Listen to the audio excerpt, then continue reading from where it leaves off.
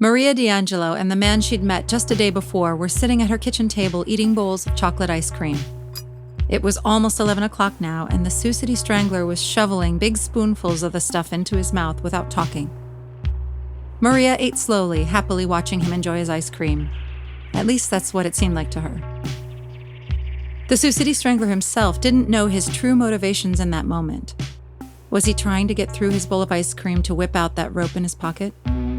He could come across the table with the rope taut in his hands and be on top of her in a second. She would never see it coming. With each bite, though, the Sioux City Strangler softened, and while he didn't know it yet, the likelihood that he'd actually pull that rope out was decreasing by the second. He paused when she asked him if he wanted another bowl of ice cream, but quickly relented. When the cold white bowl hit the table, he felt something new. Something he hadn't felt in a long time, if ever. He kept eating the chocolate ice cream, though his stomach was full and he wasn't really enjoying it anymore. Finally, looking up from his bowl, the Sioux City Strangler spoke in a gentle tone. "I should probably get going soon. It's getting late. I don't even know if you have to work tomorrow." "I do," she said, a little disappointment in her voice. The Sioux City Strangler wondered if she was upset at him leaving, or the fact that she'd been reminded she had another day at Harvest House on the books. "I can stay for just a little bit if you're not ready for bed yet," he said, a polite smile on his face. "Maybe we can see if there's anything good on TV, a late-night movie or something," he added. "I'd like that," she said. The Sioux City Strangler carried his empty bowl to the sink, and together they went back to the living room, taking a seat on her well-loved green couch with a pile of throw pillows and blankets. The TV came to life and filled the room with light. John Huston's classic western, The Misfits, was just starting.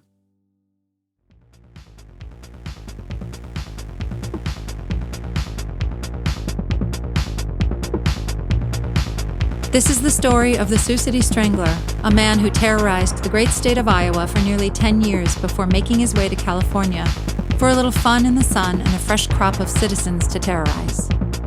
I'm your host, Mary Buckley, and you're listening to Sioux City Strangler, the podcast.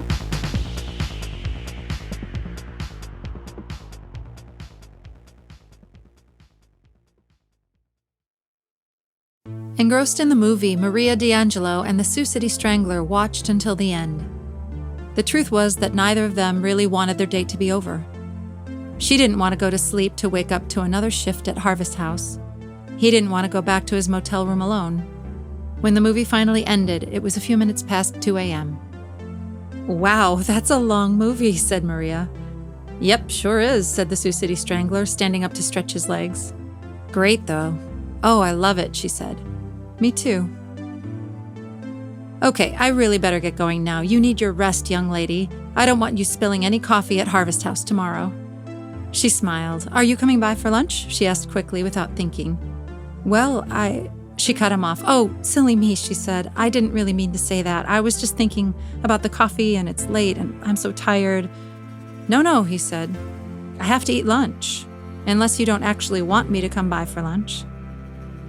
"I mean, I wouldn't hate it," she said, the smile returning to her face.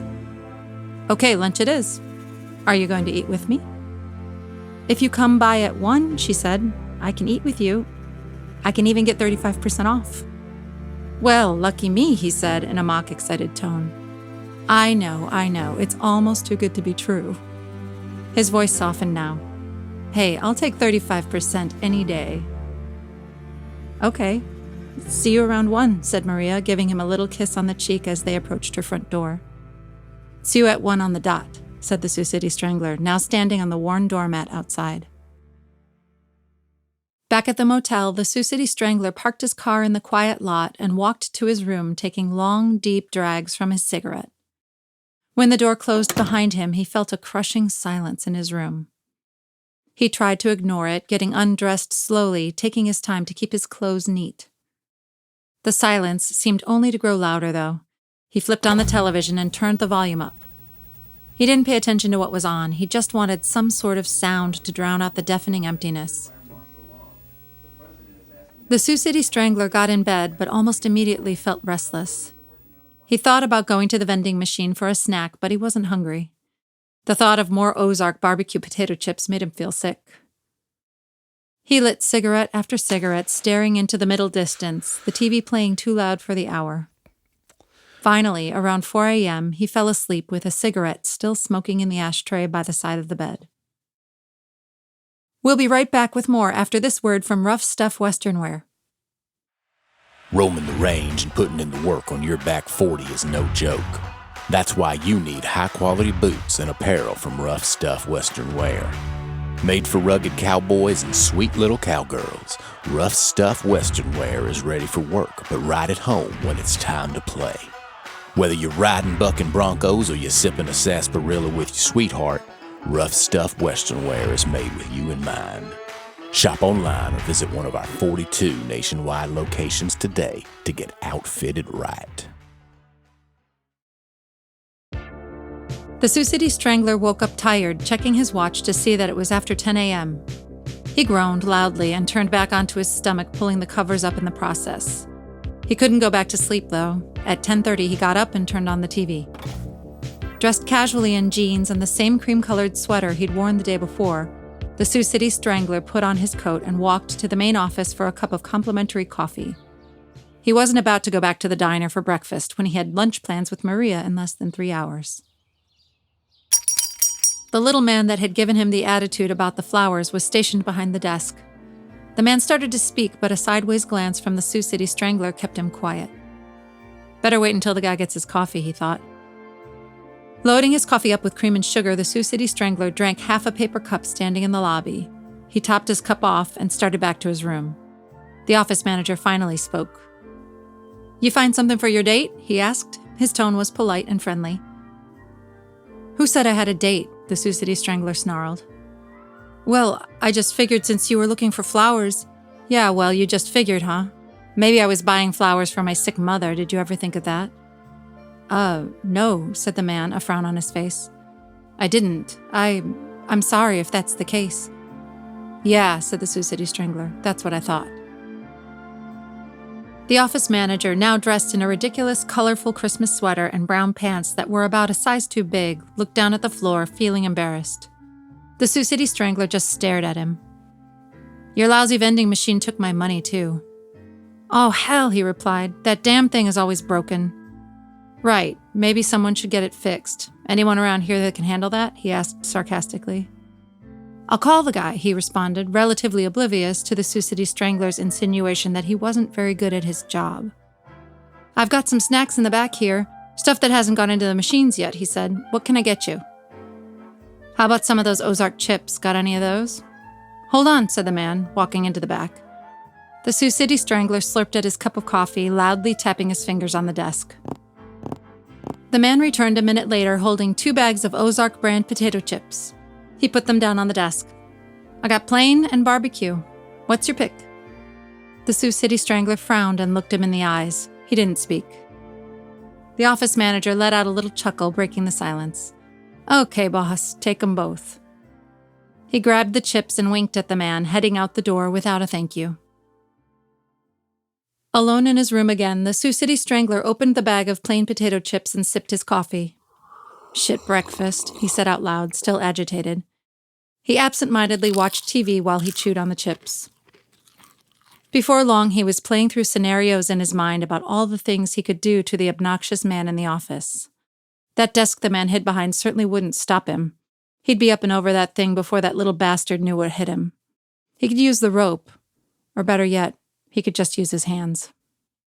Some poor sap would find him when they tried to check into their room, but so what? Maybe he could drag the guy into the back and stash him next to all the chips waiting to go into the vending machine.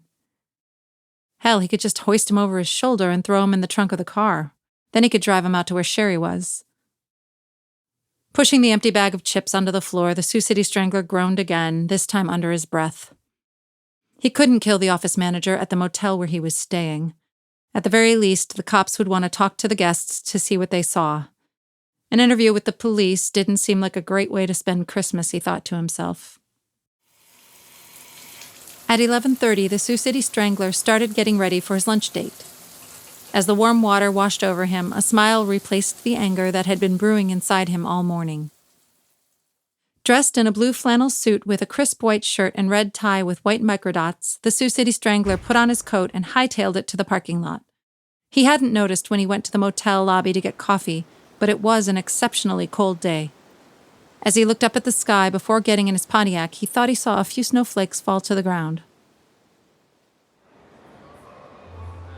A creature of habit, the Sioux City Strangler parked near the Sears department store and walked through the mall slowly. He was 20 minutes early, and he didn't want to show up at Harvest House while Maria was still working and embarrass her. Showing up right at 1 or maybe a minute after would give her time to finish up with her tables. The mall was packed with people carrying heavy shopping bags. Feeling suddenly alone, the Sioux City Strangler tried desperately to think of somebody to buy a gift for. His mother was out of the question. She wouldn't use anything he got her. He didn't have any plans to go back up to that house anytime soon either. He thought of picking something out for Maria, but decided against it. Finally, he remembered that at least one person should be on his list this year. As he strolled through a sporting goods store, he looked for a gift he could give to John Pruitt, the old classmate that had helped him get his job. He settled on a multi-function Swiss Army knife after almost pulling the trigger on a large hunting knife. More practical, he thought. If John didn't hunt, he could use the thing to open beer bottles or something. A Swiss Army knife would be a great addition to any traveling man's bag. He got an extra one for himself and paid the cashier. At 1:01 p.m., the Sioux City Strangler walked into Harvest House looking for Maria. She was probably freshening up, he thought. He waited by the entrance, trying to look casual, the smell of freshly fried chicken filling the air. Maria D'Angelo came into view and walked across the restaurant to meet the Sioux City Strangler at 1:10 p.m. She apologized for being late, but he just waved her away with a smile. "No big deal at all. Don't even worry about it," he said, putting her at ease. Like an old married couple, the pair strolled into Harvest House at a leisurely pace. They pushed their trays down the line, talking about what looked good that day. "I think I'm going to have the chicken a la king," he said. "I was going to have that," she said. "We can't get the same thing." "Well, we can get the same thing. There's no law against it, I don't think. Is that some sort of Harvest House rule that I'm not aware of? 1 chicken a la king per party?" She laughed a little too loud. "No, I don't think so, but what's the point? I can have a bite of yours and get something else, then you can have a bite of that." "Oh," he said, "so maybe you should get the fried chicken, because I'd definitely have a bite of that." "See, now you're getting it," she said. "You're lucky you're dining with a Harvest House pro. What would you do on your own?" "I'd be lost," he said. His words hung in the air as they pushed their trays toward the dessert station, stopping only for mac and cheese and fresh roasted vegetables. We'll be right back after this word from Big Mike's Electronic Supplies.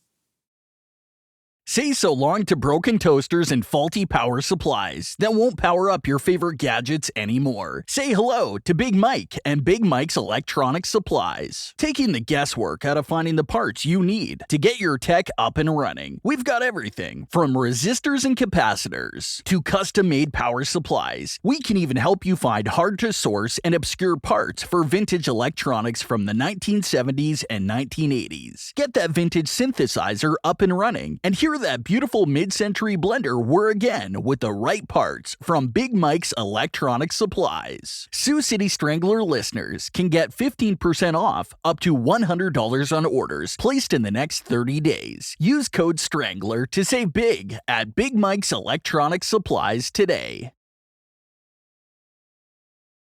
The Sioux City Strangler and Maria D'Angelo sat in the cafeteria eating their lunch and trading knowing smiles back and forth across the dark wood table. The dining area of the cafeteria was starting to fill up with the usual holiday crowd of solo shoppers and families out for a big day at the mall. For the most part, they kept the conversation light and told funny stories about the people they knew from high school. The Sioux City Strangler even told a few silly jokes in his most animated voice. He'd learned that a properly placed joke could put anyone at ease. The truth was, though, that the Sioux City Strangler wasn't really trying to make Maria comfortable anymore. He was mostly just acting like himself, smoothing out the rough edges a little bit instead of telling the whole truth. Was that really any different than the way most people act on dates? Of course, he was still piling onto a lie he'd told her when they first met. He wasn't really new to town. In fact, he lived about 265 miles away, a good 4 to 5 hour drive in his Pontiac. This thought had entered his mind as he drove to the mall and stayed humming along in the background even when he tried to push it away. "So, where do you live anyway?" she asked after the Sioux City Strangler mentioned how lovely he found her apartment and how he could still see that painting of Teddy the dog when he closed his eyes. "Me? Well," he paused, looking straight down into his empty coffee cup. "I'm a little embarrassed," he said. For a brief moment, he thought of coming clean and telling her the truth, that he wasn't really living in Cedar Rapids at all. "Oh, come on," she said, tapping the table lightly with a flat palm. "You've been to my place, so it's only fair that you tell me." "Well..." Maria's smile faded and her face soured. "You're really not married, right?" She spoke quietly now, afraid of the answer. This time he didn't hesitate. No, seriously, it's not that. Well, I'm still living in the motel I checked into and haven't found a real place yet. It has been way too long, and honestly, I'm a little embarrassed. I don't even have a kitchen." "Oh," she said, her smile visible again. "Well, I guess I get that, but it's not that big of a deal. I bet a lot of single men end up doing something like that when they move for work. And you are single, right?" "Yes, I'm single. Goodness, would you like to see my single man's motel room? It will surely alleviate all your concerns. There is no chance that anyone except a single man would inhabit such a space." They both shared a laugh and started on their dessert together. "I'll take your word for it," she said, giving him a wink as she brought a forkful of lemon meringue pie to her mouth. They sat in the cafeteria for far longer than most other diners, talking and drinking cups of coffee that one of Maria's coworkers happily refilled, giving them a little extra attention. As the dining room thinned out and the idea of one more cup of coffee seemed impossible to both of them, they made a plan to stroll through the mall. The pair walked from store to store, making their way through the crowds, barely noticing anyone else as they glided along. Christmas music was playing over the small speakers, and while neither of them much cared for it, they both listened happily now. The Sioux City Strangler even did a little performance right there by the mall fountain, pretending to sing along to Andy Williams' version of "It's the Most Wonderful Time of the Year." "Say, do you like Christmas movies?" she asked as they smelled bottle after bottle of perfume at the Sears perfume counter. "No, not really," he said, laughing just a little too hard.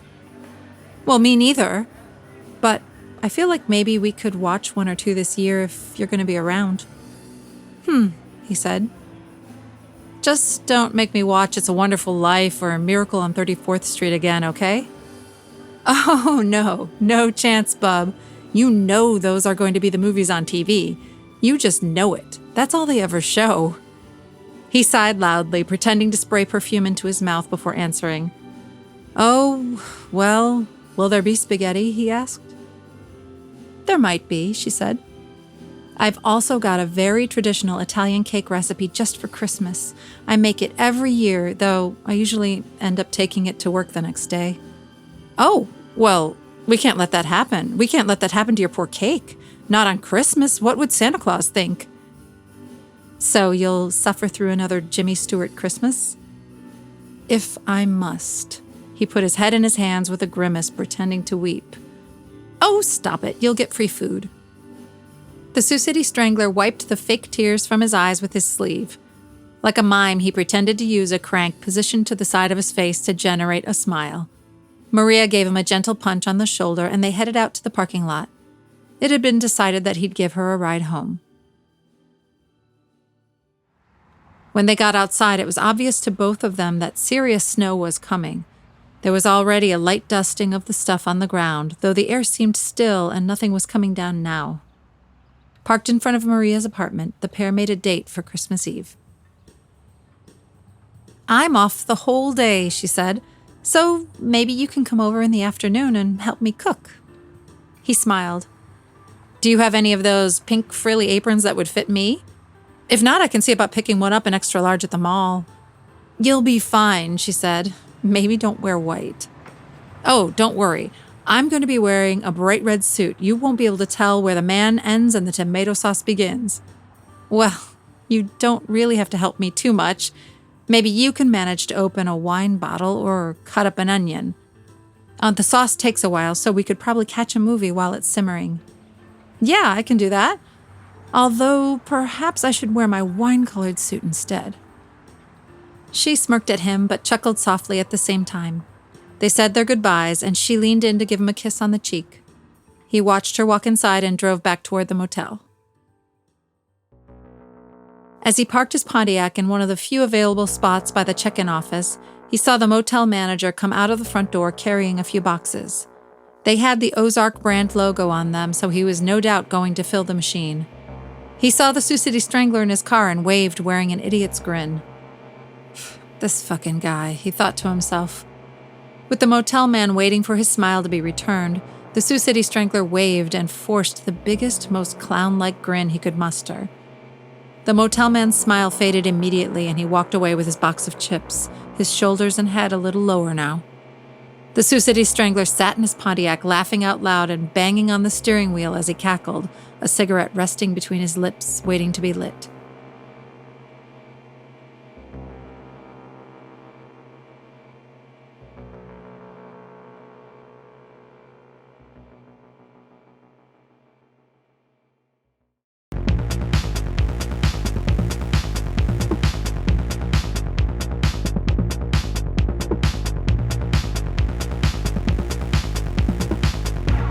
Sioux City Strangler, the podcast, is a Past Due production and was recorded in sunny Los Angeles, California at Past Due Studios. This episode was written by Christopher Chase Godwin. Theme music was written and performed by Michael Wegner.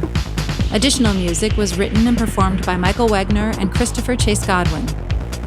Dialogue editing services were provided by Janet Berry. Additional editing by Karl Weiss at Past Due Studios. Mixing by Tommy Singh. Audio mastering provided by Renee Rojas. Learn more about the Sioux City Strangler by visiting SiouxCityStrangler.com and wearepastdue.com now. You can also find authentic Sioux City Strangler merchandise like posters, durable diner mugs, and more online. You can also join the Sioux City Strangler fan club to get exclusive updates and access to limited edition items. As a new fan club member, you'll receive a coupon code for 15% off your first order. This week, we need to thank our sponsors, Rough Stuff Western Wear and Big Mike's Electronic Supplies. Ride the range or stay home and solo on your synthesizer with Rough Stuff Western Wear and Big Mike's Electronic Supplies. Subscribe wherever you're listening now to get the next episode delivered to you as soon as it's available. You don't want to miss episode 7 of Sioux City Strangler, the podcast, coming soon.